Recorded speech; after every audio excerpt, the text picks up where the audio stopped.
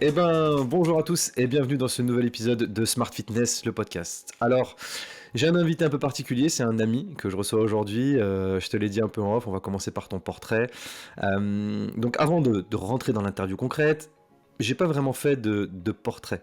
Parce que c'est toi, Thibaut.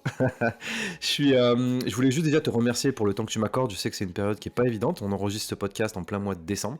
Donc c'est autant vous dire que c'est the période pour Thibaut. Donc merci déjà pour ce temps-là. Je voulais juste dire à nos auditeurs que bah, tu étais un gars juste exceptionnel. Vraiment, pour le coup, je le pense. Pour la petite histoire, voilà, quand je suis rentré moi d'Australie, j'ai vécu en Australie. Thibaut, il m'a aidé avec mon frère. On voulait monter une société. Alors ça s'est pas fait pour plein de raisons. Mais il y a une personne qui nous a aidés gratuitement, qui nous a jamais rien demandé. Et c'est ce mec-là que j'interviewe aujourd'hui. Donc déjà, merci pour ça. Pour vous dire qu'à quel point c'est un gars en or. Il m'a jamais rien demandé. Il l'a fait vraiment avec bienveillance. Et c'était vraiment cool. Et en plus, Thibaut, je sais pas si tu t'en rappelles, mais tu as été le premier à faire partie d'un de mes podcasts. Parce qu'il y a eu un événement un jour où on avait enregistré un. Alors, ça s'appelait pas podcast, je pense, à l'époque, mais on avait fait une interview, on avait parlé, et on avait discuté de proprioception, etc. Donc, je pourrais ressortir les images si vous voulez vraiment les voir. Pour le coup, je l'ai sur YouTube, mais c'est un lien privé. Bref, tout ça pour vous dire qu'aujourd'hui, mon invité, vraiment, c'est un gars en or. C'est un gars qui a un parcours de dingue, et j'ai hâte qu'il vous le partage, qu'il vous inspire, parce que c'est vraiment un type inspirant. T'as plein d'idées, t'as plein d'énergie, c'est vraiment un plaisir de te recevoir aujourd'hui. Je suis pas le premier à te le faire, j'en suis sûr, mais pour moi, t'es le vrai Willy Monka du Snacksin. Bienvenue à toi Thibaut, merci encore de me rejoindre sur le Eh podcast. ben, merci à toi pour l'invitation. Merci beaucoup de me faire discuter avec toi, Steve. Merci pour tous les compliments. Je sais même pas où donner de la tête. Il y en a tellement, c'est assez rare. Mec, c'est Euh, sincère et honnête. pour la faire courte, en gros, j'ai 34 ans. Je viens d'une école de commerce. Pour le coup, j'ai été diplômé il y a maintenant un peu plus d'une dizaine d'années. Ça remonte. J'ai une petite fille de 10 ans et demi. Donc, pour le coup, c'est aussi un point commun qu'on va avoir tous les deux. Ouais. Et je suis donc le fondateur de la société Monka, qu'on a lancée en 2020, à l'époque avec mon associé Nicolas, qui ne l'est plus. On aura l'occasion d'en discuter sûrement. Ouais, ouais. Voilà, avec l'ambition assez simple, hein, mais de faire des encas qui soient aussi bons que gourmands, que sains, sans ingrédients transformés. Enfin, quelque chose qui peut paraître pourtant assez banal, mais qu'on ne trouvait pas sur le marché à l'époque. Et donc Hmm. voilà, la petite histoire a commencé en 2020, elle se continue encore aujourd'hui, et il y a plein de choses qui arrivent pour 2025, on a plein d'ambitions, donc j'ai hâte de vous partager tout ça. Yes, on va en parler. On va en parler. Donc avant 2020, t'as une histoire, t'as fait plein de choses, tu parlais d'école de commerce. Moi j'aime bien revenir un petit peu sur le parcours de mes invités, parce que comme je dis, ça donne vraiment du sens à ce qu'ils font aujourd'hui et la direction qu'ils donnent à ce que soit à leur société ou à leur passion ou à leurs envies. Mhm. Quand tu sors d'école de commerce, est-ce que tu sais un petit peu où tu vas? Est-ce que tu sais où tu veux t'orienter? Comment t'es un petit peu? Parce qu'il y a peut-être des auditeurs un peu jeunes qui vont nous écouter. T'en es où? T'as fait l'école de commerce, tu t'es bien amusé. Qu'est-ce qu'on fait derrière? Ouais, alors moi en plus pour le coup je fais vraiment partie de ce genre de personne où tout son parcours scolaire, je me suis toujours demandé ce que j'allais faire. C'est-à-dire à chaque fois qu'on me disait tu veux faire quoi plus tard, bah j'en ai jamais la moindre idée, donc j'ai toujours dit je sais pas, je sais pas, je sais pas. Donc forcément quand quelqu'un sait pas, son parcours traditionnel c'est bah je vais en école de commerce et puis on verra bien ce qui se passe. Hmm. Très généraliste en disant bon au moins je me ferme aucune porte même si j'en ouvre pas beaucoup non plus. Je me retrouve en fin de période d'école de commerce. Je rentre dans une salle de sport parce que c'est quelque chose que j'appréciais beaucoup, en me disant bon bah voilà au moins c'est un milieu que j'aime. Je pense qu'on est tous attirés Hmm. par les choses qui nous plaisent. On a tous envie de travailler dans des milieux qui nous correspondent et donc moi le sport c'était quelque chose qui me correspondait. Et je me retrouve dans une salle de sport parce qu'il faut bosser, parce qu'il faut mettre le bleu de chauffe. Pour Hmm. le coup, en plus, je viens d'avoir une petite en sortie d'école de commerce, donc forcément, bah, pas trop le choix, hein. À un moment donné, faut nourrir Les le responsabilités, foyer ouais. familial. Et donc, je fais un an là-bas.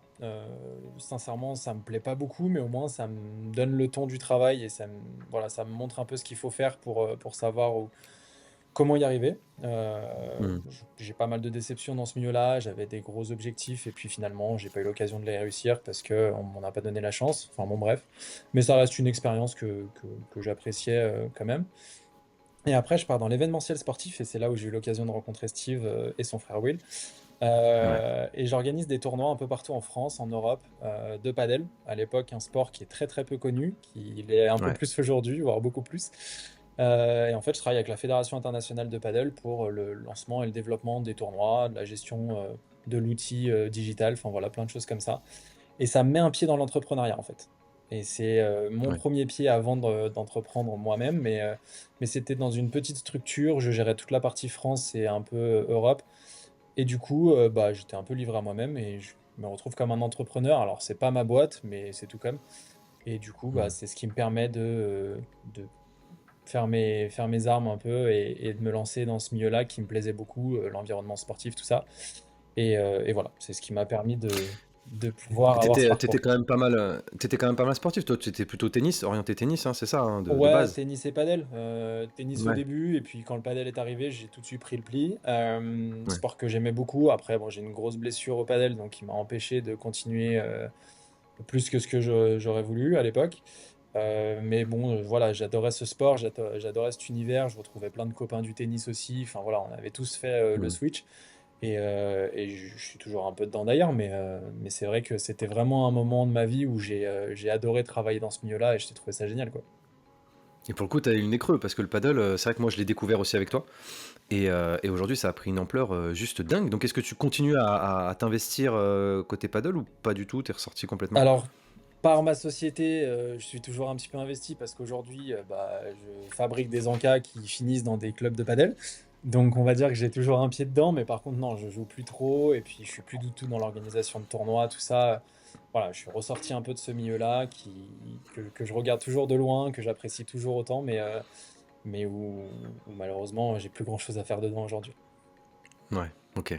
Donc on va parler forcément d'entrepreneuriat, Mhm. hein, ça va être intéressant et tu l'as dit, à des moments, on t'a pas forcément laissé, de chance, la première société dans laquelle tu as bossé, tu faisais un petit peu tout, mais voilà. C'est quoi, avant de te lancer, les leçons que tu as tirées un petit peu de tout ça? Avant l'entrepreneuriat Ouais, ou... avant ton entrepreneuriat avec l'entreprise, actuelle. En fait, moi, j'ai toujours été, je pense, très bosseur pour le coup. Donc ça, il n'y a pas trop de sujet là-dessus. Et je me suis toujours dit que pour y arriver, à un moment donné, il fallait mettre le bleu de chauffe et il fallait tout donner. Et c'est vrai que j'ai Mmh. eu l'occasion de tout donner pour une société et malheureusement, bah, ça n'a pas forcément abouti à ce que je voulais. Maintenant, voilà, c'est la leçon que ça m'a appris, c'est que si tu veux quelque chose, va le chercher. Et puis, si les gens te le donnent pas, c'est pas grave, tu iras l'obtenir par toi-même. Mais c'est vrai que... Parce que Parce que je pense que pour beaucoup de personnes qui entreprennent, enfin qui décident que ce soit juste des coachs ou quoi, hein, qui décident d'entreprendre, euh, c'est difficile en fait de se relever entre guillemets de ça. C'est-à-dire que tu te dis, ouais, j'ai fait ça. Comme tu dis, alors il y en a qui vont dire que c'est un échec, d'autres qui vont dire, bah non, c'est plutôt une leçon. Le mindset à avoir, à ton sens, et je pense qu'on va aussi en parler après, parce qu'aujourd'hui, dans ton entreprise, il y a aussi des hauts, des bas. C'est quoi le meilleur conseil que tu peux donner à quelqu'un qui se dit ouais c'est ma première société, c'est sûr ça va cartonner, etc. C'est quoi le conseil que tu pourrais lui donner? Parce qu'on a toujours cette envie-là de se Ouais, dire je lance mon truc, c'est the truc, ça va marcher. c'est qu'à un moment donné, Rome, c'est pas fait en un jour quand même. Aujourd'hui, quand tu entreprends de faire ton premier gâteau, forcément, en général, il n'est pas très beau. Quand tu entreprends de faire ton premier combat de boxe, bah, en général, tu te fais ramasser. Enfin, Hmm. enfin, il y a des gens qui arrivent, hein, et il y a encore une fois, il y a quelques exceptions. Mais en général, et quand tu regardes un petit peu autour de toi, tous ceux qui sont des grosses réussites sont passés par des gros échecs ou des petits échecs. Mais Hmm. en général, il faut rater avant de réussir. Moi, c'est ma première boîte, donc j'espère que je vais pas la planter. Mais j'avais eu une expérience en amont quand même d'intrapreneuriat. Mais je pense qu'il faut essayer, il faut tenter. Et à un moment donné, de toute façon, il y a une phrase qui est très bateau, mais je trouve que ce qui te tue pas te rend plus fort et tu continues d'apprendre tout le temps. Donc oui, tu vas potentiellement planter ta première boîte, oui, peut-être tu vas planter la deuxième. Mais à un moment donné, tu continueras de tirer les leçons de ces Hmm. échecs-là et après, tu vas réussir à construire quelque chose qui te correspond plus à toi en évitant de reproduire les erreurs que tu as déjà commises. Hmm. En tout cas, ce qui est sûr, c'est que toi, t'avais pas ce truc de te dire, ouais, je vais être employé dans une boîte et je vais faire 9h-17h. T'avais quand même cette fibre un peu de base, non? Oui, j'ai cette fibre parce que j'ai toujours été Ouais. bosseur et que j'ai une famille qui vient de ce milieu-là aussi, qui a entrepris, qui a réussi. Donc ça donne envie forcément quand tu Hmm. l'approches de toi, tu as envie de reproduire la même chose. Et puis j'ai plus que le 9h-17h, c'est pas tant les horaires parce qu'aujourd'hui quand tu es entrepreneur, tu fais Oui, bien plus. c'est un exemple. Ouais. C'est plus le fait d'avoir quelqu'un au-dessus de moi. J'ai un peu de mal avec le lien de subordination Ah ouais? et je savais que quoi qu'il arrive, ce serait un peu compliqué dans ma vie pro si j'étais amené à bosser pour quelqu'un. Ouais. Ok, ouais, c'est marrant. C'est marrant. Donc, bah, on y arrive, ça y est, tu commences à avoir l'idée, mon cas, et je me rappelle qu'à l'époque, j'ai parlé tout au début des discussions qu'on avait eues avec Will, avec mon frère, parce que nous aussi, on réfléchissait à des choses. Et tu nous en avais parlé un petit peu de Ouais. ça. Justement, des balls. Je me rappelle tout dans la voiture, on allait à Paris, on parlait des balls dans la voiture. Donc, on est au moment où tu te dis, bon, ça y est, il faut que je me lance. Il se passe quoi là, à ce moment-là? En termes d'idées, en termes de. Parce que tu t'es Ouais. associé, en termes qu'est-ce qui se passe dans ta tête? Alors, le début, en gros, au début, t'es super excité quand tu te lances. T'arrives, t'es sur un nouveau projet, t'es avec à la base un copain. Bon, bah, t'as plein d'idées qui fusent de partout. T'es trop content, voilà, t'as envie de le mettre en place, t'as envie de faire voir le jour à ce projet-là. Nous, il s'avère qu'on est en fin 2019, on travaille sur un business plan pendant 3 mois et on arrive, on lance la société en février 2020 avec pour Et là, objectif de proposer des encas sains et des corners un peu healthy dans les entreprises. Et en mars hmm, 2020, tout le monde à la maison, merci, au revoir, on ferme toutes les boîtes et on est confiné. Donc, bon, déjà, le business model de base, on le jette à la poubelle.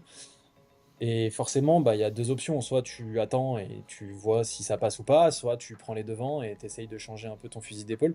Et nous, c'est ce qu'on a fait, c'est-à-dire qu'on s'est dit, bon, on va trouver autre chose. Et on a fait des box par abonnement en ligne en disant, bon, bah, au moins, voilà, les gens, ils ont un peu peur de faire leurs courses. Il y a un climat anxiogène, on va les livrer chez eux, au moins, ils seront plus tranquilles là-dessus. Et puis, ça nous fera un peu hmm. notre POC, notre proof of concept. Et c'est comme ça que c'est parti. Donc, on a fait des box par abonnement. Il y avait des produits partenaires et les Energy Balls qu'on faisait nous-mêmes à l'époque à l'étage de chez mon père. Et ça a commencé comme ça. Et il s'avère que les gens dans les box nous disaient tout le temps ouais, envoyez que des balls, c'est ce qu'il y a de mieux. Ah oui? Ouais, et puis nous, avec Nico, on s'est dit bon, bah attends, il y a des produits, ça fait 3 ou 4 ans qu'ils sont sur le marché, ils sont travaillés, ils sont finis, élaborés. Nous, on fait des trucs tout pourris dans des boîtes à sushis avec un bout de scotch. Et les gens, ils nous disent ouais, envoyez que ça, c'est ce qu'on préfère. Donc on se dit, il y a peut-être un truc à faire. Et c'est comme ça que le projet est né, enfin, que l'aventure a commencé. Et un an après, on arrêtait les box et on se lançait uniquement dans le snacking sur le format des balls. Donc là, à aucun moment, comme on disait, Covid arrive, c'est la fameuse phrase de Tyson, tu sais, tout le monde a un plan jusqu'à ce qu'il se prenne un uppercut, Ouais, quoi. exactement. Mais c'est un peu ça. À aucun moment, tu te dis, ou vous vous dites, bah laisse tomber, on arrête, là c'est la crise. Non, Parce que ça, je trouve ça déjà très fort, ouais, très on, franchement. on s'est posé la question, tu vois, à un moment, on s'est regardé dans le blanc des yeux, il faisait un peu beau, tout le monde était en train de profiter chez lui au soleil et tout. On s'est dit, bon, qu'est-ce qu'on fait? Est-ce que nous aussi on fait la même chose? On va faire des tennis et puis on Mm. profite? Ou est-ce que on avait déjà mis de l'argent quand même? On avait acheté, tu vois, tous les Ouais. corners, on avait acheté des frigos, on avait acheté de la matière première. Ça fait, enfin, tu vois, c'était pas non plus énorme, mais c'était entre 5 et 10 000 euros. Et puis sur le principe, tu te dis, putain, ça fait quand même chier de les jeter à la poubelle. Mm. Donc on a fait une réunion à un moment donné. On était trois. On s'est dit bon bah qu'est-ce qu'on fait? Est-ce qu'on y va? Est-ce qu'on n'y va pas? Et puis on y allait. Voilà, on a lancé le site internet en quelques semaines. On a eu nos premières commandes. On a communiqué sur Facebook. Et puis c'était le début de l'aventure quoi. C'était très calme, mais au moins c'était le début de quelque chose. Du coup, vous étiez organisé comment? Il y avait un commercial, un cuistot, ou tout le monde faisait? Comment ça Ouais, se non, la passait? cuisine, on le faisait tous ensemble parce que quand tu fais des boules tout seul, alors au début, on n'en avait pas beaucoup, hein. Quand on avait 3 commandes, on était tout content, on les faisait un peu tous les jours et tout. Mais après, on le faisait souvent à deux ou à trois parce que c'était quand même plus agréable. Pardon. Non, t'inquiète. Et puis au moins on discutait, on se mettait un peu de musique et tout, c'était cool. Il y avait une partie, enfin une personne qui gérait plutôt la partie marketing, tu vois, le site en ligne et tout, le développement du site web. Mhm. Et puis l'autre qui faisait plus la partie démarchage commercial. Et on essayait d'élaborer les box à deux en disant, ok, voilà, sur quel thème on va travailler ce mois-ci, qu'est-ce qu'on va proposer comme produit. Et on essayait tous les deux de trouver les partenaires qui nous fournissaient des produits pour le moins cher possible, pour essayer Mhm. de faire les box où on était un peu rentable et on arrivait à gagner un petit quelque chose, quoi. Mais c'était super dur. Ouais, Oh, j'imagine, c'était l'horreur. j'imagine. Et là, en plus, tu rentres sur un marché qui est donc le snacking, où il y a quand même pas mal de grands groupes, de grandes enseignes, pas mal de choses. Déjà, parce que toi, t'as pas du tout de background en diète ou choses comme ça. Est-ce que tu le sens, ce truc-là? Est-ce que tu dis, va falloir que je me forme? Comment t'appréhendes le truc? Alors, effectivement, j'ai pas forcément un background nutrition, mais on connaît quand même pas mal de choses avec Nico parce que ça fait quelques années qu'on Mhm. mange super bien et qu'on est contre la transformation des produits. Donc, moi, mon alimentation, elle est quand même basée uniquement sur des produits non transformés. Enfin, quasiment. Après, comme tout le monde, de temps en temps, je fais un petit écart, mais Mhm. 95% de ce que je mange, je connais les ingrédients. Nico, pareil à l'époque. Et puis moi, j'ai une grosse base de pâtisserie parce que j'ai toujours grandi dans l'univers de la restauration. J'ai toujours aimé pâtisser. Et donc, Mhm. pour moi, c'était juste comme un immense amusement, tu vois, de me dire, j'ai toujours voulu avoir une pâtisserie. Bon, j'en aurais pas, mais je vais essayer autre chose qui y ressemble. Et on a mis ça bout à bout en disant, OK, il faut que ce soit celle-ci pour que ce soit carré dans ce qu'on a envie de consommer. Il faut que ce soit assez gourmand pour que les gens aient quand même envie d'y revenir. Parce que bon, faut trouver le juste milieu entre les deux. C'est souvent le problème des marques, ils n'y arrivent pas beaucoup. Et c'est comme ça que ça a commencé. Mais après, franchement, Steve, les premiers produits qu'on sort, ils sont pas fous, hein. Ouais, ils étaient pas mauvais, moi je les avais goûtés. Ouais, C'était pas c'était pas mauvais. mauvais, Mais mais c'était très artisanal. En fait, c'était très artisanal. ouais, ouais, ouais. Et puis c'était Normal. trop healthy, tu vois. On était vraiment parti sur cette base d'ingrédients pas transformés. Alors on l'a toujours, hein, mais on avait un peu omis de mettre de la gourmandise dedans. Donc ça faisait le Hmm. boulot, mais c'était pas mon image et c'était pas ce que j'aimais. Donc là, depuis, on les a bien retravaillés et c'est pas la même. Ouais. Bah après, je pense que, comme tu l'as dit hein, tout à l'heure, le rhum, c'est pas fait en un jour. Ah Je veux oui, dire, tu peux pas c'est clair. trouver la recette qui cartonne du jour au lendemain. Ça demande des petits ajustements. Surtout là, tu as fait le chimiste, quoi. Tu te dis, bah tiens, là, c'est pas mauvais, c'est bon. Donc, Ah non, mais c'est clair. c'est intéressant. Et puis mine de rien, le fait qu'on ait des box à envoyer tous les mois, on en avait entre 100 et 300 en fonction des mois.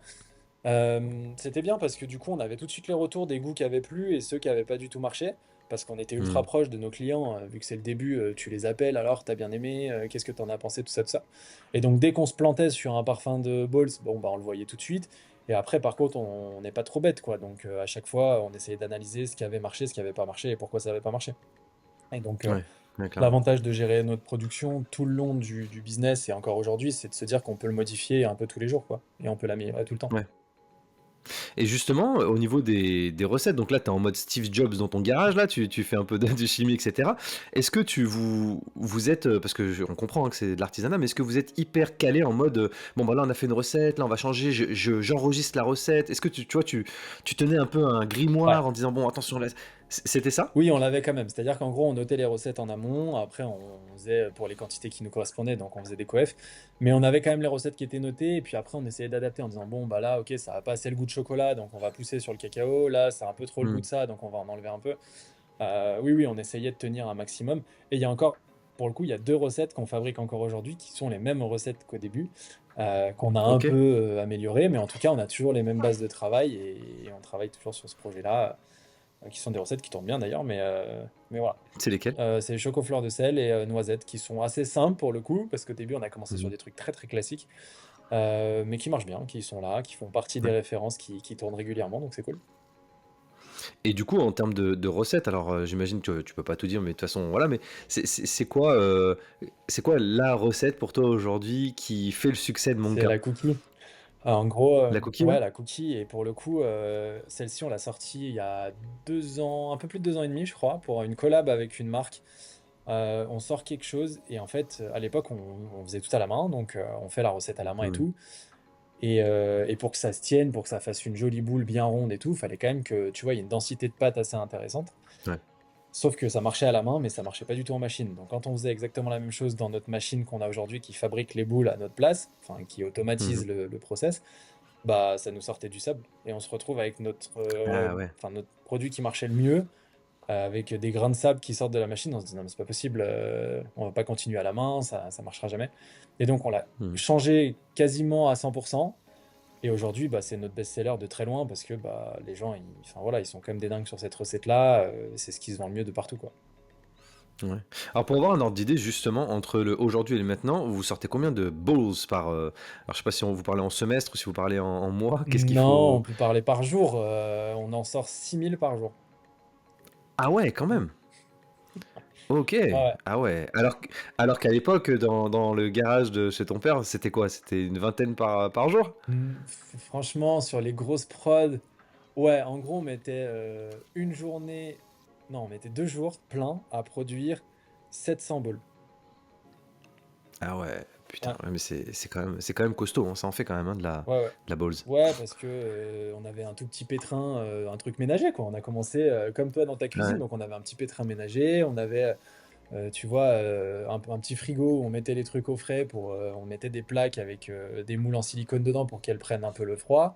Enfin, c'était vraiment Hmm. ultra artisanal, quoi. Et aujourd'hui, on est en train d'améliorer sur ce process tout le temps. Et on est tout le temps en train d'investir pour améliorer Mhm. l'outil de production. Et la réglementation là-dessus, est-ce que vous êtes assujetti justement à des règles, bah, j'imagine d'hygiène, enfin, comment ça se passe? Parce qu'au début, encore une fois, tu fais ça chez ton Ouais. père, on vous tombe pas dessus, on vous dit pas, les mecs, attendez, c'est quand même de la nourriture, faut que vous fassiez gaffe, Bah, hein? vu qu'on fait que du B2C au début, ils sont pas trop chiants, quoi. Et puis en plus, c'est des produits secs, Mhm. donc t'as pas du tout les mêmes réglementations quand tu travailles du frais ou du sec. À partir Mhm. du moment où tu travailles des produits animaliers, tu as quand même un cahier des charges qui est bien plus important. Et nous, aujourd'hui, on est D'accord. vegan sur quasiment 99% de la gamme. Il y a un produit qui l'est pas. Donc voilà, c'est vrai qu'on n'a pas du tout les mêmes règles quand tu travailles des produits secs que des produits frais. Et bien sûr, Mhm. après, on a fait des tests de contrôle de qualité et de durée de vie. Ça s'appelle un test AW pour garantir la quantité d'eau dans le produit. Plus il y a d'eau, plus potentiellement il va pourrir vite. Enfin voilà, D'accord. c'est ce genre de petites choses. On a des contrôles du bio régulièrement pour vérifier que tous nos produits sont bien bio. Enfin, c'est plein de petites choses, mais pour l'instant, on n'a pas des énormes contrôles qualité, machin, parce qu'effectivement, on n'a pas les process d'un énorme industriel, et je pense qu'on les passerait pas Ouais. de toute façon. Mais par contre, non, non, on fait du mieux qu'on peut avec les moyens qu'on a, et c'est déjà, je trouve, très bien par rapport à ce qu'on fait. Ouais, carrément. Mais de toute façon, je mettrai les liens, tu sais, bah, du site, bien Mhm. sûr. Mais je vous invite à aller suivre Thibaut partout, parce que bah, tu postes pas mal, notamment sur Ouais. LinkedIn, les réseaux professionnels. Tu parles beaucoup de l'histoire de mon cas au jour le jour. Et ça, je trouve ça cool. Donc là, on est au début de l'histoire. Je reviens un petit peu en arrière. Tu es avec Nico, ça commence à se développer. Vous passez, on va dire, la bosse du Covid. Euh, c'est quoi votre vision à ce moment-là? Parce que ça s'appelle pas mon cas d'ailleurs Ouais, à ce moment-là. ça s'appelle Monday Box vu que c'était une box, mais c'est vrai que le nom il veut un peu rien dire. Et puis la box on l'arrête un an après, donc on propose des encas sous forme de boule, on s'appelle Monday Box. Enfin, tu vois, c'est un peu Hmm. bizarre, les gens comprennent pas trop le nom, tu dois le répéter tout le temps, enfin, c'est assez fatigant. Et donc on se dit qu'on va changer de nom, sauf que cette décision, bah, mine de rien, entre le moment où on se dit qu'il faut qu'on le fasse et Hmm. puis le moment où on le fait, il y a quand même un espèce de gap qui est monstrueux. Hmm. Le jour où on trouve un nom, alors ça met quand même 6 mois parce qu'on était quand même assez exigeant, on voulait pas sortir un nom pour sortir un nom. On a déjà souffert d'un truc qui ne correspondait pas pendant un an et demi. C'était pas pour repartir sur un nom qu'on trouvait bof. Et donc quand on le trouve, en fait, on décide de faire le switch sur une campagne de crowdfunding en disant c'est comme si on allait lancer une nouvelle marque.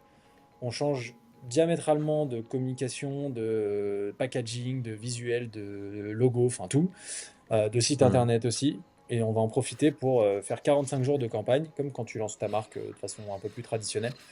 Et c'est comme ça qu'on a fait le switch, c'est-à-dire qu'on a fermé le site pendant 45 jours, ce qui nous a permis de le retravailler de A à Z. On a communiqué beaucoup avec, on a utilisé nous KissKissBankBank pour utiliser cette campagne de crowd. Donc on a beaucoup communiqué dessus. Et ça nous a permis de faire cette transition sans trop être impacté au niveau des ventes pendant les 2 mois où ça a duré, quoi. Et après, on a Hmm. lancé la nouvelle marque. Ouais, c'est déjà là, encore une fois, donc vous avez passé le Covid, là tu changes de marque, c'est quand même des gros changements. Euh, Encore une fois, il y a beaucoup de résilience là-dessus. Ce qui m'intéresse, c'est un peu aussi de savoir comment tu le vis toi perso, parce que tu l'as dit, t'es une petite fille, Ouais. t'as quand même des responsabilités, t'es comme tout le monde, t'as des factures. Il se passe quoi dans ta vie perso à ce moment-là? Parce que ça doit pas être simple de gérer à la fois le pro, qui où il y a Ouais. beaucoup de dodanes, et le perso. Donc comment tu gères tout ça, toi? Bah, je trouve un peu mon équilibre en fait. C'est vrai que pour le coup, je m'entends très bien avec la maman de ma fille, donc on est assez cool sur la garde partagée. Ça, c'est les choses sur lesquelles je veux vraiment pas toucher, quoi qu'il arrive, peu importe le travail que j'ai. Je veux garder ces moments avec ma fille qui sont trop importants pour moi. Mhm. Et après, au niveau pro, on a beaucoup de travail, mais pas autant que ce que j'ai maintenant, parce on croule pas non plus sous les commandes, tu vois. Donc, on Mhm. a du boulot, on a pas mal de réflexions parce qu'on est en train de changer toute la trajectoire de la marque et de la boîte. Donc, c'est plus du boulot de réflexion, mais par contre, bon, on n'est pas non plus sous l'eau de fou pendant cette période-là. Ouais, d'accord. On est assez Ok. staffé, limite, on a un peu trop de staff par rapport au chiffre d'affaires qu'on fait, et c'est ce que nous dit le comptable en fin d'année en nous disant, bon les gars, la partie salaire, faut faire attention. Mais voilà, mais à la limite, ça nous permet de faire cette transition tranquillement, tu vois, on croule pas sous les commandes non plus à cette époque-là. Et puis t'es en plein changement de nom, Mhm. donc c'est un peu bizarre. Donc la partie pro et perso se gère plutôt bien. Honnêtement, je croule pas sous le travail. Ouais, Beaucoup moins que maintenant. ok. Et tu parles de staff, là vous êtes à ce moment-là de l'aventure, vous êtes combien? Vous avez des locaux? Comment vous gérez le Ouais, truc on là? vient de changer de local à cette période. Donc en gros, on passe de l'atelier de chez mon père à un atelier de production qui fait 200 mètres carrés bureau plus atelier compris.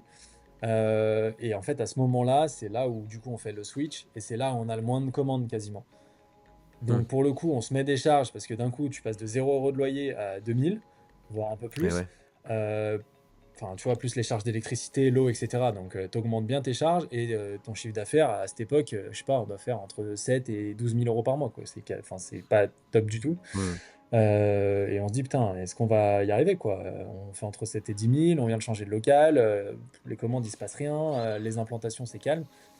On est sur une période où on a beaucoup de doutes, plus que on croule sous le travail, on est plutôt plein de doutes. Et en fait, bon, Hmm. on se remet au charbon de façon classique, en disant, bon, bah, on va tabasser tout ce qu'on peut tabasser. Donc on se met à appeler beaucoup, beaucoup, beaucoup, beaucoup. Et là, naturellement, ça commence à revenir un peu plus. Et c'est en septembre 2022 où vraiment, 2020, ouais, 2022 où vraiment ça s'accélère. Et là, sur cette Ouais, période, pour répondre à ta question, parce que je me suis un peu garé, on est 5. On est 2 associés et 3 altas. d'accord. D'accord, Mm. ok. Donc 2022, ça y est, tu commences à sentir le truc, la marque elle est là, maintenant c'est mon Ouais. cas. Au niveau des clients que tu as, qui tu cibles?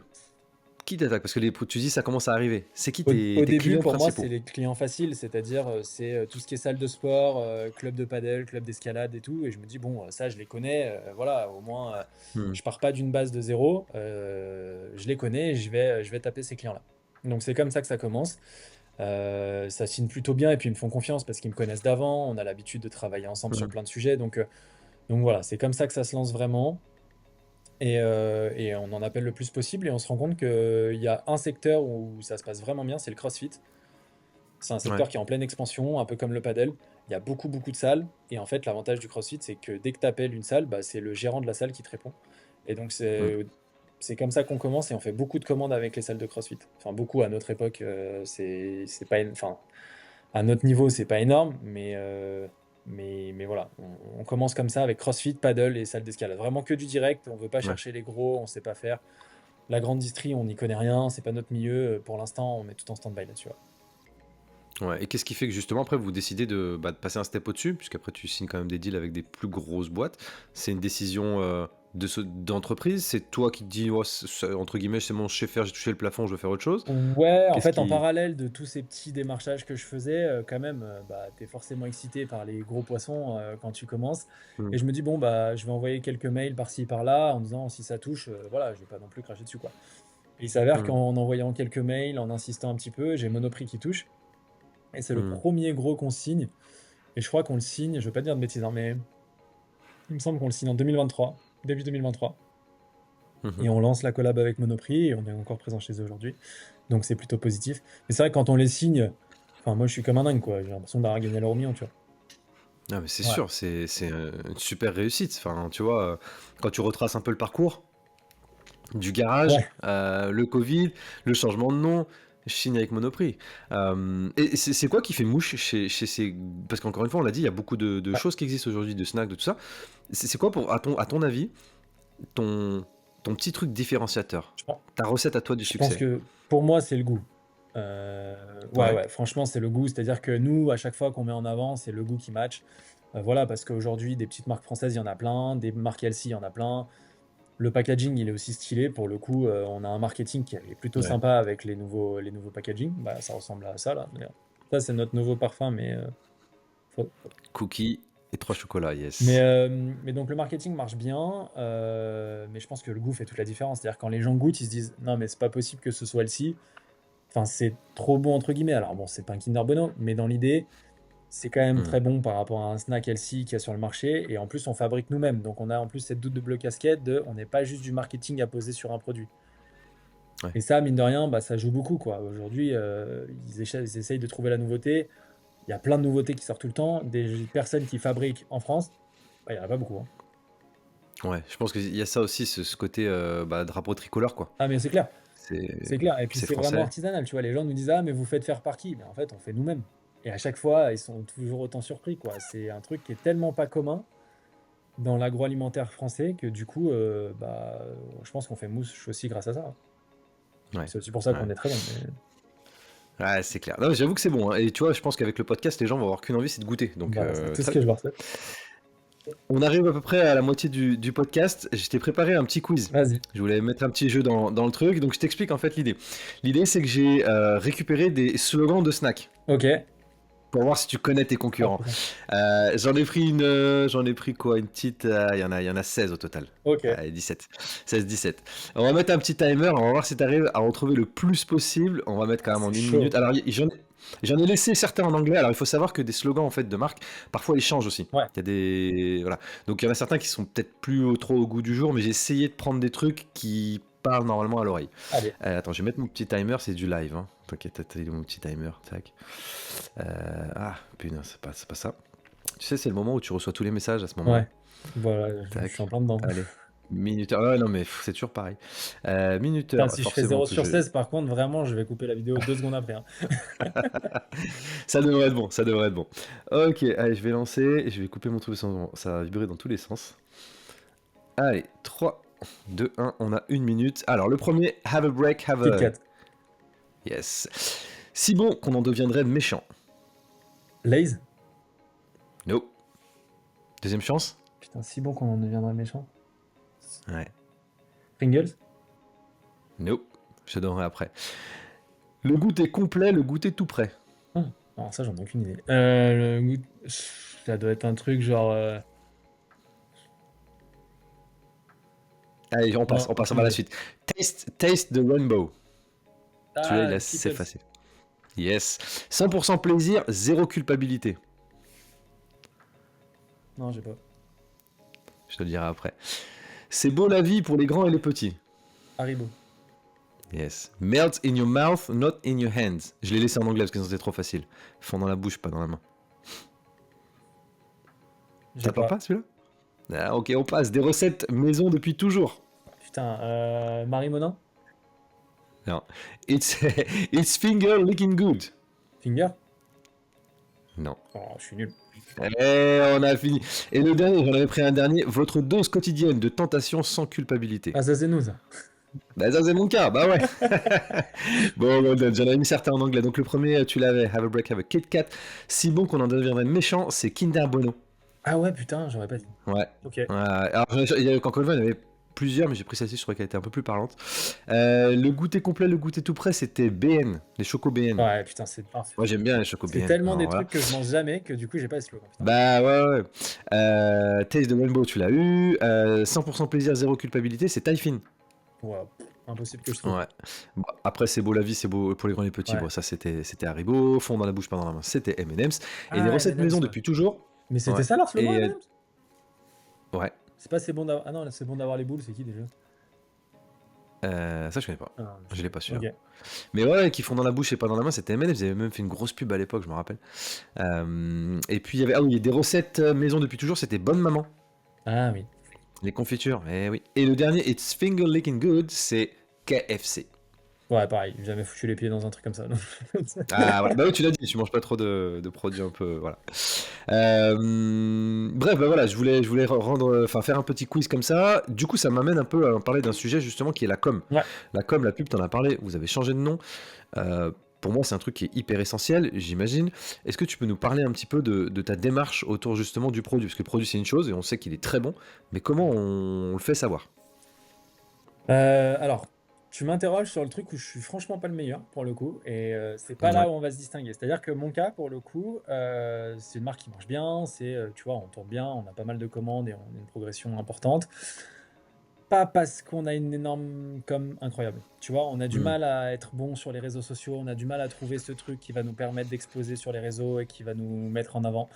On est plus bon par la force du travail et parce qu'on appelle énormément de clients et parce que moi, j'ai aussi pris la décision de communiquer sur LinkedIn et ça commence à avoir un petit impact aussi, on le voit, que parce que la com de mon cas est bonne. Par contre, on a un packaging qui parle pour lui, ce qui veut dire que quand on est présent en Mm. magasin, souvent les gens nous disent sans force de vente, il se passera rien. Et bah nous, sans force de vente, il se passe quand même tout plein de choses. Parce que on a quand même un aspect produit qui est bon. On a un truc qui donne envie d'aller acheter naturellement, qui saute aux yeux dans un rayon où ils ont tous la même couleur. Donc voilà, on a réussi à se distinguer là-dessus. Mais c'est vrai que sur la partie com, digital et tout, c'est pas là où on est le meilleur, hein. Clairement, Ouais. ouais, on a un peu du mal là-dessus. Et c'est pour ça que bon, je peux pas trop aborder un sujet où clairement je suis pas un champion, quoi. Tu vois, moi, pour parler Ouais. perso, ça va, mais pour parler de la marque, c'est plus dur. Ouais. Après, encore une fois, je pense que ça fait partie aussi du chemin, quelque Ouais, part. C'est-à-dire que tu peux pas, tu vois, tu peux pas avoir un produit excellent et super bon tout de suite, comme tu peux pas avoir le truc, tu vois, qui saute à l'œil tout de suite. Donc, ça demande, je pense, un temps et puis une adéquation qui va se faire peut-être dans le futur. clairement. Et puis, je trouve que par rapport à certaines marques qui sont très bons au niveau marketing, parce qu'ils font beaucoup de vidéos, tu vois, ils font beaucoup de contenu, ils Hmm. se filment tout le temps, ils se mettent en avant et tout. Nous, on le fait pas beaucoup, mais en fait, on a tellement de problèmes avec la production tout le temps Hmm. qu'on a beaucoup plus de mal à sortir du contenu parce qu'on a beaucoup moins de temps. Et c'est vrai Ouais. que moi, j'ai des amis qui ont des marques, qui fabriquent pas. Et en fait, son seul taf quasiment, à part vendre, mais vu qu'ils vendent beaucoup en ligne, bah, c'est de faire du contenu. C'est de faire du marketing, c'est Ouais. de faire du contenu, c'est de faire de l'ads sur les réseaux sociaux. Nous, on n'a pas le temps de le faire. Donc, Hmm. forcément, on n'est pas bon. Encore une fois, je reviens à ce que je disais au début. Quand tu le fais jamais, ou quand tu te lances pour la première fois, forcément, t'as pas un impact de dingue. Et c'est un peu ce qui se passe. C'est-à-dire que vu qu'on n'en fait pas souvent et vu qu'on est un peu novice sur ce domaine, eh ben, on n'est pas bon. Pas très bon. Ouais. Ouais. Mais encore une fois, c'est bien, ça veut dire que c'est un axe pour le coup Ah oui, oui, d'amélioration. non, mais Ça veut dire complètement. qu'aujourd'hui, le produit, il se vend, Mm. le goût est là, on va dire que la promesse est tenue à ce niveau-là. Finalement, c'est que du, entre guillemets, hein, que du marketing et de la com qui va vous permettre sûrement d'aller chercher aussi encore des parts de marché, quoi. Exactement, exactement. Il faut qu'on s'améliore Hmm. sur ce domaine-là. Moi, j'ai l'ambition d'être bon en digital, même si pour l'instant, on l'est pas forcément. Hmm. Mais voilà, c'est quelque chose qui me tient à cœur parce qu'on n'est pas très présent en GMS, que du coup, il y a plein de personnes qui potentiellement nous connaissent absolument pas et qui ne peuvent pas nous trouver parce qu'on est quand même plus présent dans les grandes villes que sur les petites bourgades où voilà, on n'est pas du tout situé. Et l'avantage du digital et de l'achat en ligne et du site internet, c'est quand même de dire qu'on peut distribuer dans toute la France, Hmm. voilà, sans faire de jaloux, quoi. Que tu sois à Paris, à Lyon ou au fin fond de la Creuse, on saura te livrer. Ouais, bien sûr, bien sûr.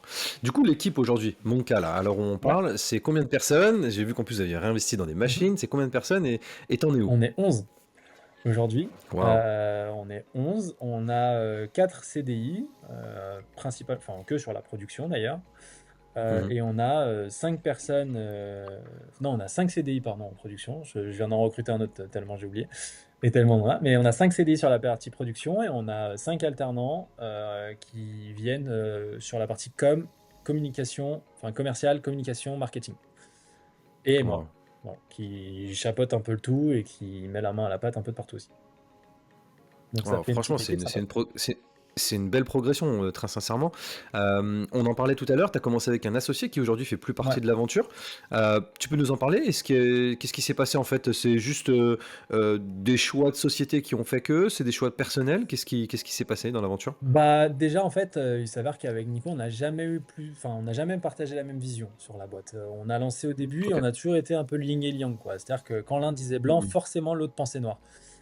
Donc au début, on s'était dit que c'était notre force parce que ça nous permettait d'avancer avec vraiment les qualités et les faiblesses chacun qui viennent compléter celle de l'autre.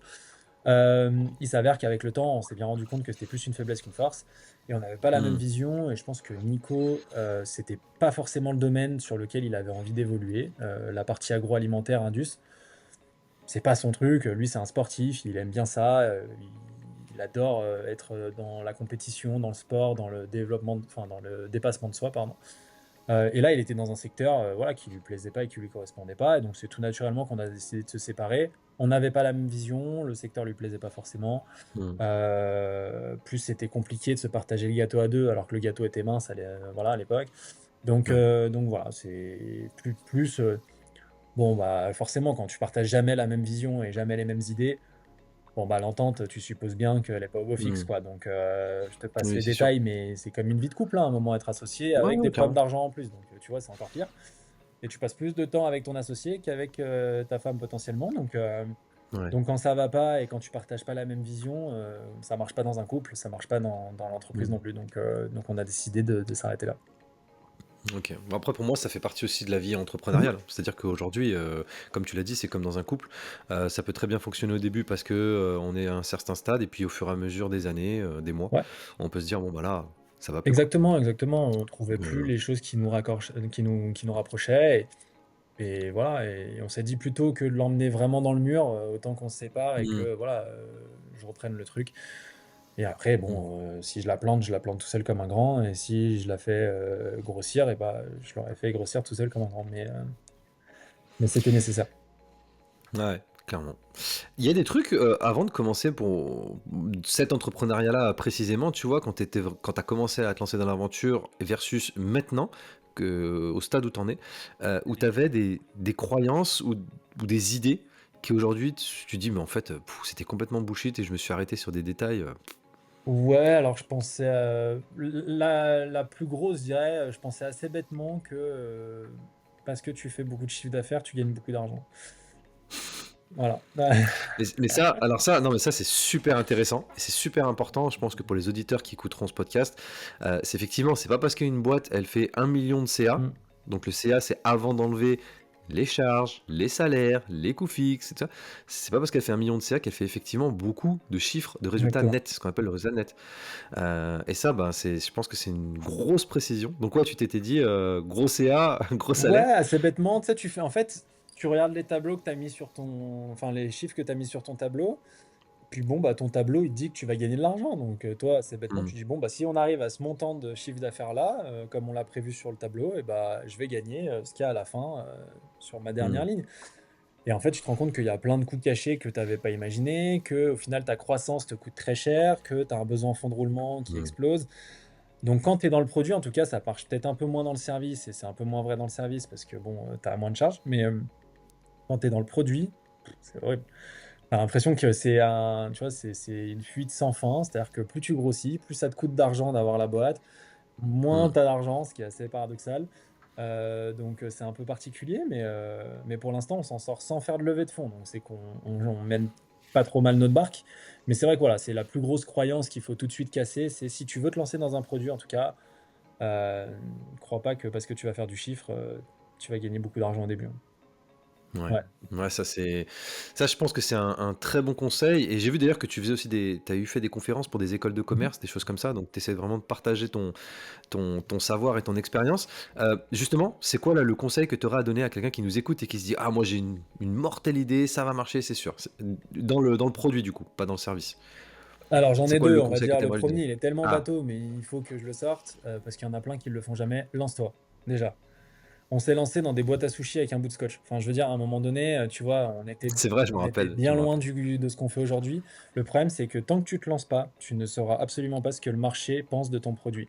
Et t'as beau avoir tous les business models du monde, tous les tableaux Excel, tous les prévis que tu veux, si tu ne Hmm, fais pas, enfin, si tu ne mets pas ton produit sur le marché, c'est sûr à 100% que tu n'auras jamais la réponse à ta question.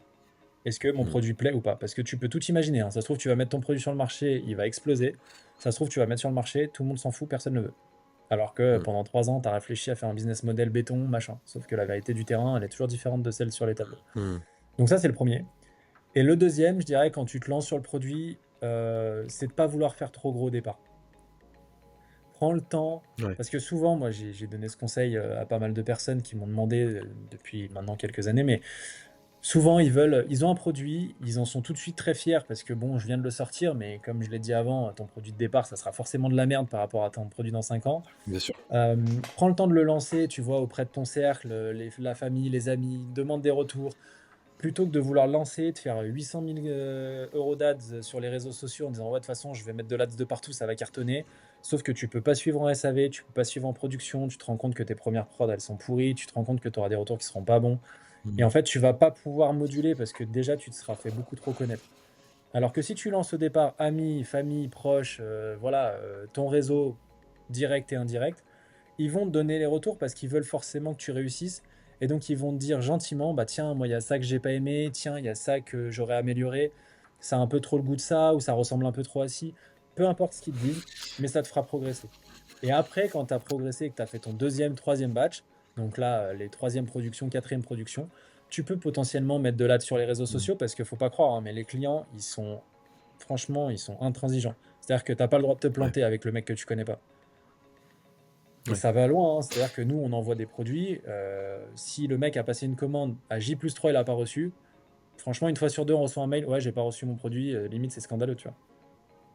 Ah ouais. Bah ouais, Donc mais c'est tranchant, quoi. Il y a pas ouais, en de. fait, eux, ils sont sans filtre, ils te connaissent pas et entre guillemets, ils s'en Hmm, foutent de toi. Ce qu'ils veulent, c'est qu'ils ont acheté un truc, ils hmm, le veulent le lendemain, le surlendemain. Voir, allez, hmm, dans la semaine max, tu vois.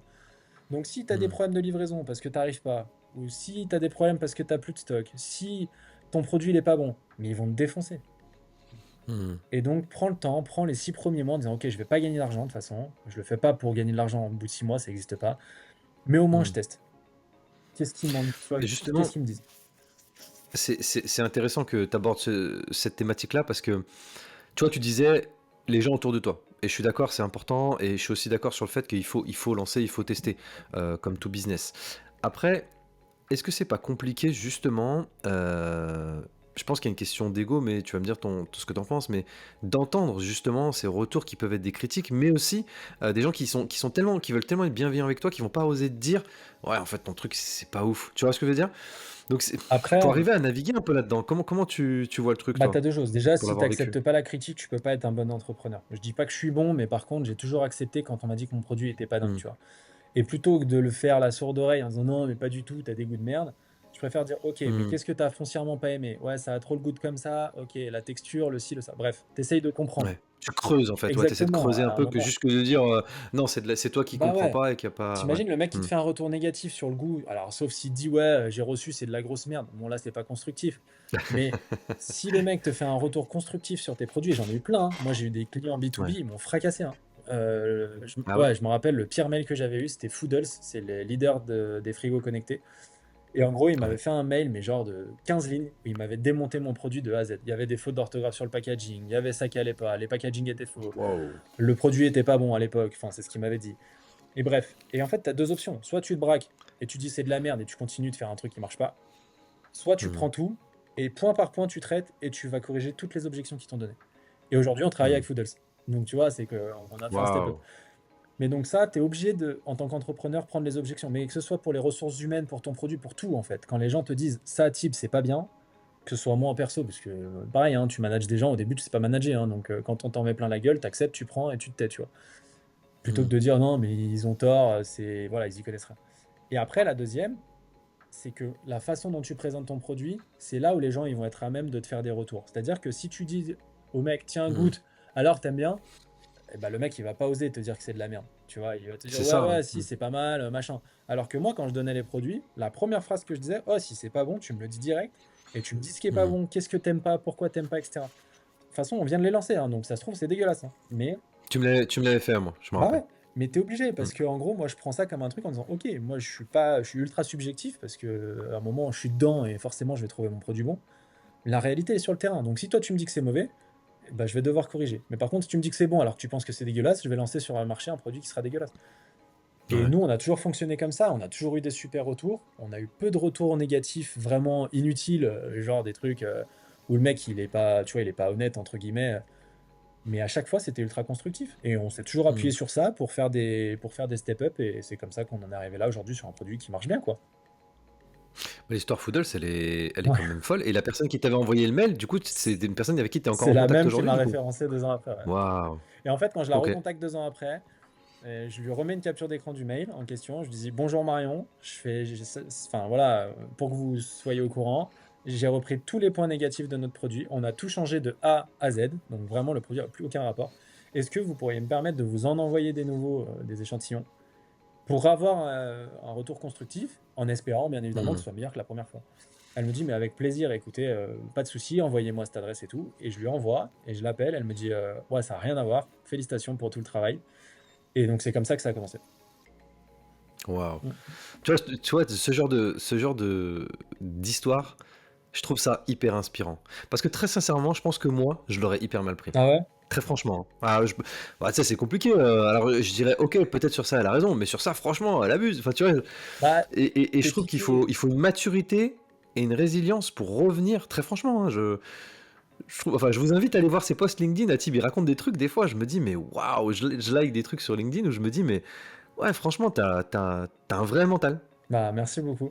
Non, mais en fait, Non, franchement, c'est quand ouf. tu crées, franchement, enfin, si je peux te donner un conseil déjà, mais c'est pas un conseil parce que pour moi, c'est quelque chose qui est inné, c'est soit tu l'as pas, mais mets ton ego de côté. En fait, faut accepter Hmm. qu'on te défonce, faut accepter qu'on te dise que ce soit nul, faut accepter qu'on te dise que ton produit marchera jamais, peu importe. Mais Bah, si tu as un gros ego et que tu acceptes pas les critiques, tu es sûr de te planter, tu changeras jamais rien.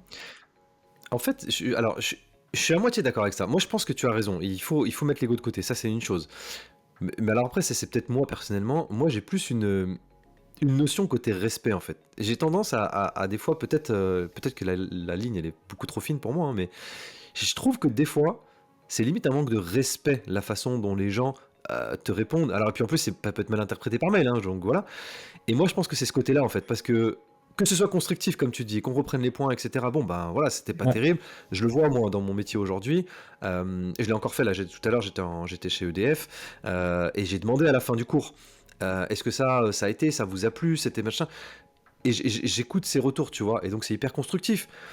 Par contre, tu vois, recevoir un mail où on me défonce complet, limite, je me dis, ah, mais en fait, elle me respecte pas, en ça fait. dépend comment il est Donc, tourné. Je trouve que, en fait, tu as plusieurs trucs. Moi, j'ai eu des mails sur lesquels ton ego, il prend un coup et en plus, vu qu'il est mal écrit, le mail, tu montes tout de suite sur, tu vois, dans les tours. mais ouais. Et en général, moi, je rentre dedans, hein. Après, client, pas client, je m'en fiche. Si ton mail, il est éclaté, je Donc, on t'éclate est pas. d'accord, ouais, on est d'accord qu'il y a des moments, quand même, Bien sûr, ouais, mais ça dépend comment c'est tourné, tu vois. Moi, par exemple, à un moment, ouais. on a eu un, je me rappellerai toute ma vie, un jour, il y a un mec qui nous met un commentaire quand on faisait des box, donc ça date, hein. Et à l'époque, il Hmm. avait bénéficié d'une offre à 4,90 €. On avait fait des box en disant, tu payes juste les frais de transport pour Hmm. avoir de l'acquisition client, tout ça. De toute façon, sur le système de box, t'es obligé. Bref. Et le mec reçoit la box, et en fait, tu as une tacite reconduction. C'est-à-dire que s'il se désabonne pas sur notre site, mais tu cliques sur un lien et tu mets désabonner, ça prend 4 secondes, et bah automatiquement, le mois d'après, tu es facturé 24,90 le montant classique de la box. Jusque-là, rien d'anormal, tout le monde connaît ce système. Bref. Hmm. Et le mec, on le refacture, et il nous fait un mail en disant, ouais, mais je viens de recevoir une facturation, tout ça, c'est pas normal et tout. On lui dit, bah, on est désolé, voilà, si vous voulez vous désabonner, on vous le fait pour le mois prochain, mais ce mois-ci, il est facturé, je peux pas vous rembourser. Et Hmm. là, le mec nous met un avis Google en disant, j'ai reçu une box que j'ai payé 4,90 €, ça les valait même pas, je sais pas quoi, bref. C'était nul, tout était dégueulasse, blablabla, c'était la pire box que j'ai jamais reçue. Il nous en met plein la gueule. Sauf que c'est absolument pas constructif, c'est juste un mec qui est dégoûté d'avoir Ouais. oublié de se désabonner. Et là, on lui répond en lui disant, bah écoutez, dans votre box, vous avez eu ça. Et maintenant, on lui met les 7 produits qu'il a eu avec la valeur sur le marché en disant, bah ça vaut tant, ça vaut tant, ça vaut tant, ça vaut tant. Hmm. Valeur globale, 47 € et des patates. Mais sur le principe, lui, t'as envie de le défoncer en fait. Tu vois? Parce que tu sais que Ouais. c'est ultra mal intentionné et qu'en plus, c'est de la mauvaise foi. Il n'y a Hmm. rien de constructif. Il te dit, ouais, ça vaut pas les 4 euros. Bah, en fait, frérot, t'as reçu 7 produits, t'en as pour 50 balles. C'est clair. Tu peux pas me dire que ça vaut pas 4 euros. Aujourd'hui, 4 euros, c'est un paquet de M&M's Hmm. au cinéma. Enfin, tu vois, ça marche pas. Hmm. Et donc voilà, mais quand c'est bien fait, je t'assure que c'est ultra positif. Faut remballer sa Et, fierté, ça passe. et des gens qui sont, on va dire, des pairs, des gens qui font aussi du snacking, des gens, que ce soit des Français ou des... Vous avez eu justement des retours, des feedbacks, des discussions, est-ce que vous parlez? C'est quoi? Ça donne quoi en fait dans le milieu? Est-ce que les gens se connaissent? Enfin, tu Ouais, vois? on se connaît quasiment tous. Après, il y en a avec qui tu utilises des liens parce que tu les as rencontrés, qui sont C'est super normal, hein. sympas. Et moi, j'ai plein de concurrents qui sont des potes, enfin voilà, avec qui je Hmm. m'entends très bien. Dans le milieu de l'agroalimentaire, c'est un petit milieu, hein, pas beaucoup de courageux qui y vont, et quand ils y vont, en général, on se connaît bien. Et après, il y en a avec qui tu as zéro lien et avec qui tu partages pas trop. Moi, typiquement, il y a une marque qui est très connue avec qui j'ai pas de lien. Voilà, et la seule fois où je les ai vus, on exposait à la grande épicerie de Paris. Et en fait, je vois un mec qui arrive, qui prend son téléphone, il vient sur notre stand, il fait une photo, il se barre. Et il me parle pas. Et je lui Ok. dis, pardon, pardon, pardon, enfin, ouais, Bonjour bonjour, déjà. tu sais, vous êtes qui? Enfin, je sais pas, tu fais une photo Ouais. de mon stand, tu regardes mes produits, tu fais comme ça, machin. Pourquoi? Et il me dit: «Ah non, mais Ouais. c'est juste que je regarde, je suis curieux, machin». Je fais: «Mais vous êtes qui du coup?» Il me dit: «Bah, en fait, j'ai une marque, qui fait aussi des energy balls, du coup, je trouvais votre packaging sympa». Je fais: «Ouais, mais je vais pas vous manger, hein, vous pouvez dire bonjour, regardez, je vous en Hmm. aurais même donné, hein, si vous voulez les goûter, hein». Moi, tu sais, j'ai rien à cacher, hein, pour le coup, les Hmm. ingrédients, ils sont sur le dos du produit. Mais tu vois, en fait, ça met pas des bonnes relations dès le départ, quoi. Le mec se Hmm. présente pas, tu sens qu'il fouine, il analyse pour refaire peut-être la même chose. Ah, c'est bon, Hmm. c'est, tu sais, c'est des trucs d'enfantillage de cours de récré, donc voilà. Il y en a deux, trois avec qui je m'entends moyen, mais tous les autres avec qui je m'entends très bien, pas de problème. Ouais, Ouais. c'est plutôt bon enfant, on est tous dans la même galère, autant qu'on s'aide, quoi. C'est clair, Ouais. c'est clair. Justement, tu as des moments un peu ou des anecdotes, alors on a parlé des trucs un peu relous, des messages un peu qui piquent, mais tu as des trucs un peu drôles ou surprenants qui te sont arrivés là pendant l'aventure? Ouais, Ou des bah, trucs qui te viennent à l'esprit putain, comme là, ça? comme ça, attends, faut que je réfléchisse, mais Mm. tac, tac. Ouais, si, bah, j'ai moi l'anecdote, enfin, pour le coup, c'est pas forcément drôle, maintenant j'en rigole, mais à l'époque, avant de référencer Monoprix, ça faisait plusieurs mois que je leur courais après. Et en fait, à un moment, elle me répond, elle me cale un rendez-vous. Elle me dit, bah tiens, tel jour, telle heure, rendez-vous en visio, machin, pour me présenter la marque. Moi, je suis refait, bon, rendez-vous avec Monoprix, ça y est, je vais signer, trop bien et tout. Hmm. Et en fait, c'est le jour où on va déménager de chez mon père au nouveau local qu'on a aujourd'hui. Et maintenant, on Ok. est dans les cartons. Le rendez-vous, il est à 14h, je crois, un truc comme ça. Et tu sais, quand tu es en train de déménager, de faire les cartons, les allers-retours, tu vois pas l'heure passer. Et en fait, à un moment, je vois passer un message, 14h10, bonjour, bon, bah, je vous ai attendu 10 minutes sur la visio, j'estime que vous n'êtes pas là, on se recontacte plus tard, bonne fin d'année. C'était genre en octobre ou Oh, novembre. punaise. Et là, je vois le mail. Donc, j'essaye de l'appeler 3 fois de suite, personne répond. Je vais sur la visio, elle est partie. Je lui fais un mail en disant, je suis Punaise. désolé, c'est bon, je me connecte et tout, j'avais un imprévu, machin, pas de réponse. Et en fait, bah, déjà, le déménagement, alors que tu es censé être heureux, tout doit bien se passer, je faisais une tête de 6 pieds de long, j'étais dégoûté, j'étais Ah, énervé, tu je m'en m'étonnes. voulais. Et finalement, on a signé 6 mois après, mais je veux dire, ça, c'est le truc qui m'a rendu fou. C'est le rendez-vous que j'attendais le plus dans l'année et je l'ai complètement zappé. Mais alors, à un niveau. C'est dingue. Ah non, mais je l'ai oublié, mais impossible de m'en rappeler. Et vous en avez reparlé avec la cliente après? Enfin, Ouais, bah oui, je lui en ai reparlé parce vous en que avez rigolé, j'imagine, on a mais. fait un rendez-vous en présentiel et en rigolant, quand j'étais en bas, je suis arrivé avec 1 heure d'avance, tu vois, un truc comme ça. Et je Hmm. lui dis, bon, bah, je suis en bas, cette fois-ci, promis, je tâcherai de pas m'endormir avant le truc. Tu vois, je lui fais un mail comme ça en lui disant que je suis en bas. Et en fait, ça a Ouais. décontracté le rendez-vous direct, tu vois, elle a vu que c'était cool. Hmm. Mais voilà, après, j'ai eu d'autres rendez-vous cauchemars aussi avec une grosse enseigne de la grande distribution où le mec, vraiment comme dans les films, tu vois, le mec t'emmène dans une pièce où il fait froid, exprès, Ah il ouais. te pose des questions auxquelles c'est impossible de Exprès, tu répondre. penses? Ah oui, Non. bien sûr. Ah Vraiment? non, mais il faisait plus froid que dehors. Ils avaient mis la clim, il faisait -12 dans la pièce. J'étais C'était quoi, gelé. c'était quoi l'intérêt? C'était Bah, quoi en fait, l'intérêt de dans faire les ça? négos, ils font en sorte que tu es le plus vite, plus tu es bien dans la salle, plus tu es à l'aise, plus tu es confortable, plus Hmm. potentiellement tu peux faire durer la négo. Plus tu as froid, plus tu es mal, plus tu sens qu'il y a un climat tendu, plus potentiellement tu as envie que ça se raccourcisse et du coup tu vas aller vers lui parce que c'est bon, ça te saoule, tu vois. Moi, clairement, je suis arrivé, Hmm. il faisait pas trop froid dehors, j'arrive dans la pièce, c'était un frigo, donc t'es pas forcément bien habillé, donc tu te gèles.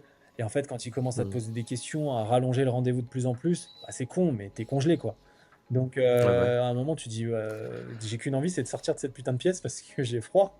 Et à la fin, bah, tu tends un peu vers lui. Mais c'était des rendez-vous qui étaient très tendus, tu vois. Moi, on m'en avait parlé de ce système de grande distribution où ils sont durs. Je l'avais jamais vu et je l'ai vu il y a pas longtemps. Et je peux te garantir qu'il y a encore des méthodes qui sont un peu old school quand même.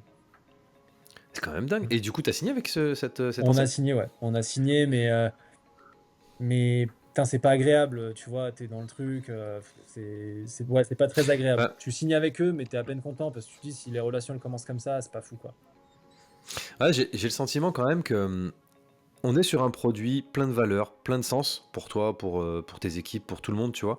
Et j'ai le sentiment que quand on commence, comme tu dis, à signer avec des gros deals avec la grande distrib, il y a un gros gap, en fait, il y a un gros décalage entre ce que toi, t'attends et ta vision de ce que tu veux donner au client final, parce que ce que tu veux donner, voilà, c'est l'explosion de goût, c'est le kiff, c'est machin, tu Ah vois. mais clairement. Et, et ça, c'est. Est-ce qu'aujourd'hui, tu penses que pour développer mon cas, il faut que tu signes avec les boîtes de grande distrib ou est-ce que tu penses que peut-être que rester avec des petites structures, des choses comme ça pourrait suffire Bah, pour aller où tu veux en aller? fait, ça dépend, mais effectivement, vu que j'ai des ambitions qui sont assez élevées, moi, j'ai envie d'être présent partout. Par contre, on ira Hmm. avec une autre marque que Monka. Si demain on travaille avec la grande distribution, on gardera une marque premium qui est Monka et on créera une marque secondaire qui s'appellera, je sais pas, un autre nom, peu importe. Hmm. Heu Et du coup, on ira en grande distribution avec cette marque qui sera un peu plus cheap, avec des packaging un peu moins quali, avec toujours un produit à l'intérieur qui sera bon et bon nutritionnellement et gustativement, mais tout le reste, il sera un peu moins qualitatif parce que on a besoin de garder cette différence entre je suis à la grande épicerie de Paris avec cette marque et je suis Hmm. chez Leclerc, sans manquer de respect à Leclerc, mais avec une marque qui a la Hmm. même qu'à la grande épicerie, ça passe pas, tu vois, c'est compliqué. Ouais. Donc, Ouais, avec des pricing ouais, plus bas pour cibler, pour targeter cette entreprise. Ouais, je vois on ce que fera tu une veux dire. Ouais. distinction et puis on fera une distinction de prix. Il y en a, tu vois, l'un peut pas l'afficher à 4 € quand l'autre l'affiche à 2,20, tu vois, c'est pas possible. Bien sûr. Mm. Bien sûr. Justement, ça fait partie, on arrive vers la fin du podcast et ça fait partie un peu des questions que j'ai après. C'est quoi les ambitions aujourd'hui que tu as? Donc tu m'as dit d'être présent partout, mais comment tu vois mon cas dans les 5 prochaines années? Moi, j'aimerais bien devenir le Michel et Augustin du snacking, tu vois. En gros, nous aujourd'hui, on est bloqué par notre production, donc on déménage là courant du mois d'avril, donc on va avoir des nouveaux locaux, 3 fois plus grands, etc. Parce qu'on n'arrive pas à produire ce qu'on vend, ce qui est plutôt un bon problème. Mais je me fixe pas trop de limites. Potentiellement, voilà, j'aimerais que mes gens, enfin les gens achètent des produits. un peu partout, que ce soit en grande distribution, que ce soit chez Botanique potentiellement, que ce soit dans leur salle de sport, et qui se disent, ok, bon, bah, c'est des produits que je peux retrouver partout, au bureau de tabac, chez un pétrolier, parce que on vient concurrencer un petit peu les acteurs majeurs de ce secteur-là, qui sont voilà, Kinder, Mars, Mondelez, enfin tous ces trucs-là. Hmm. Ouais, j'aimerais bien arriver à ce niveau-là. Alors, encore une fois, sur un produit français, avec pas un aspect mondial, parce qu'on n'est pas là, mais en tout cas, d'être un leader en France du snacking sain et gourmand, quoi. Ça serait un truc Hmm. qui me plairait beaucoup. Ouais. Vous envisagez de développer, alors tu as parlé de développer peut-être une marque Mhm. annexe pour cibler un certain type de Ouais. marché. Est-ce que vous prévoyez aussi de développer d'autres types de produits Ouais. que des Energy Balls? Est-ce qu'il y a des idées? Ouais, il y a déjà plein d'idées. Après, on est vraiment limité par la production aujourd'hui, donc on va pas non plus mettre la charrue avant les bœufs, mais oui, il y a des autres produits qui sont dans le pipe, voilà, des shortbread, ce genre de choses. C'est quoi ça, des shortbread? Les Je connais pas. shortbread, souvent, tu sais, c'est une base biscuit avec derrière, tu as du caramel et après, sur le dessus, tu as du Hmm. chocolat. Tu retrouves souvent ça chez Yes, ouais. Starbucks, tu vois, dans tous ces cafés un peu. Ça passe très bien Ouais. avec un café, notamment, ou une boisson chaude. Et c'est un format qui est innovant, qui n'existe pas sur le marché du snacking. Tu vois, il y a des bars, mais il n'y a pas de ce format-là qui serait plus Hmm. carré, pour le coup, souvent. Bon, après, tu fais le format que tu veux, mais dans l'idée, on le ferait carré. Hmm. Et avec la même base, c'est-à-dire que nous, voilà, peu d'ingrédients, toujours des trucs très bons pour la santé et ultra gourmands. Hmm. Donc ça, c'est dans les tuyaux. Voilà, il y a encore d'autres choses. Développer d'autres saveurs, développer des bars, développer des cookies. Encore une fois, je me fixe pas de limite. C'est juste que c'est notre production qui va nous limiter à chaque fois. Donc on y va piano piano. Je préfère y aller doucement mais sûrement plutôt que de faire trop de produits et de couler. Ouais. Là, vous venez d'investir dans une nouvelle machine, c'est ça, enrobage, Ouais, on de en ce a que j'ai vu. plusieurs. Alors on a acheté dans un gros pétrin. On a investi Hmm. dans une enrobeuse. Plus on a acheté une ensacheuse aussi, qu'on peut pas mettre dans notre ancien local, donc on va devoir attendre pour l'avoir celle-ci, mais dès qu'on aura le nouveau, on va pouvoir l'installer. Mais en gros, on a quasiment 120 000 euros d'investissement matériel là. Ok. Mm. Ah ouais, donc ouais, c'est pas rien. Donc Ouais, déjà, il va falloir que ça se vende, il va falloir qu'il y ait de la commande. ouais. Bah, a priori, c'est le cas, donc c'est une bonne Oui, nouvelle. oui, non, mais c'est clair, mais c'est un risque hein, de toute façon, hein, quoi qu'il arrive. Tu te dis toujours quand tu es entrepreneur, et si demain plus personne commande, tu vois, et si Hmm. le produit plus personne l'aime demain. Normalement, c'est pas censé arriver, mais en fait, c'est toujours un truc qui est dans un fond de ta tête, et potentiellement, tu dis, bon, bah voilà, s'il se passe ça, j'ai acheté 120 000 euros de matos pour rien, quoi. Ouais, ouais, putain, c'est ouf, Mm. c'est ouf. Mais bon, j'espère pas, hein. Ouais, je suis sûr que non. Au vu des valeurs, au vu de l'énergie que tu mets, voilà. Après, comme tu dis, Rome, c'est pas fait en un jour. Ouais, ouais, ouais, non, mais c'est pour ça. Et Je pense puis, qu'il faut rester là-dessus. puis c'est trop frustrant de devoir dire non à certains clients, de devoir appuyer sur le frein tout le temps. Enfin, c'est tellement pas mon état d'esprit que, voilà, je préfère devoir aller chercher du business, et ça, je saurais le faire, plutôt que de refuser du Hmm. business. Ça, j'ai beaucoup plus de mal à le faire, ouais. Pas mon Ouais, truc. ouais, Mm. j'imagine. On arrive à la fin du podcast. C'est quoi le dernier mot? Qu'est-ce que tu aimerais partager pour terminer ce podcast? Euh, Qu'est-ce que tu aimerais dire? Un message? Ce que tu as envie? Non, mais moi, enfin, le dernier mot, ça serait potentiellement de vous dire de vous lancer si vous avez une idée, si vous avez de l'ambition, si vous êtes bosseur, parce que, encore une fois, il n'y a pas de secret, hein. Si vous travaillez pas, il pourra rien se passer. Mais foncez, faites votre idée. Aujourd'hui, on est quand même dans un pays qui nous permet de développer des choses. Donc voilà, si vous êtes frustré au travail aujourd'hui, si vous n'êtes pas épanoui, vous avez qu'une vie, le temps, c'est ce qu'il y a de plus important. Encore une fois, c'est Hmm. la seule chose qui ne s'achète pas, c'est votre temps. Et c'est la seule chose Hmm. sur laquelle malheureusement vous ne pouvez pas influer. Donc ne perdez pas de temps et essayez de vous lancer dans quelque chose qui vous plaît. Voilà, enfin, moi aujourd'hui, même si je gagne moins qu'avant, même si c'est dur au quotidien, même si je fais 3 fois plus d'heures que n'importe qui, je pense, je suis plus épanoui aussi qu'une personne qui ferait 35 heures dans un milieu qui lui correspond pas. Donc si vous en Ouais. pouvez plus de votre travail, si vous avez envie de switcher, si vous avez envie de découvrir des nouvelles choses, lancez-vous. Et puis après, vous verrez bien si c'est pour vous ou pas, mais en tout cas, n'hésitez pas, quoi. Yes. Bah, merci beaucoup pour ce message inspirant. Merci d'avoir échangé avec moi. Bah, comme d'hab, c'était un plaisir. Merci. Si on veut te retrouver donc pour acheter les produits Monka, donc c'est soit en ligne, soit donc tu disais dans les box de CrossFit, où on peut acheter du produit On peut Monka acheter pour les gens qui veulent chez goûter. Monoprix, Biocop sur la région lyonnaise, donc Biocop Naturalia aussi, on est assez présent. Et après, ouais, en ligne et dans toutes les box de CrossFit, dans la plupart des box de CrossFit en France. Et après, beaucoup de salles de sport, salles d'escalade, clubs de paddle. Voilà, on a encore une Yes. grosse typologie sport, donc voilà. Et c'est principalement Donc ils là que vous peuvent nous te trouverez. retrouver Super. Eh ben, n'hésitez pas et surtout allez goûter. Je suis sûr que vous avez envie de savoir maintenant le cookies 3 chocolats, quel goût ça a. Donc allez-y, envoyez des commentaires, faites-vous plaisir. Merci encore Thibaut, passe une très bonne fin de Merci à journée toi. et puis longue vie à C'est Monka. gentil. Merci à toi. À très bientôt, Steve. Ciao Salut. mon type, Ciao. bye.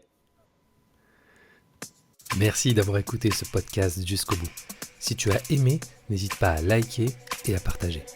Je te retrouve très vite pour un nouvel épisode.